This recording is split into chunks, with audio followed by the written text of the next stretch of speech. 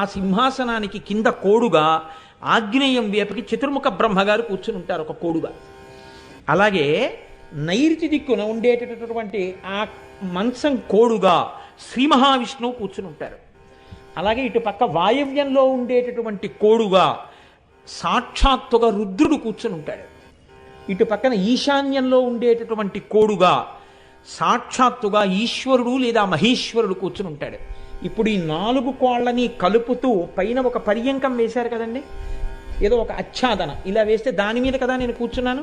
ఈ 4ంటిని కలుపుతూ వేశారు పైన.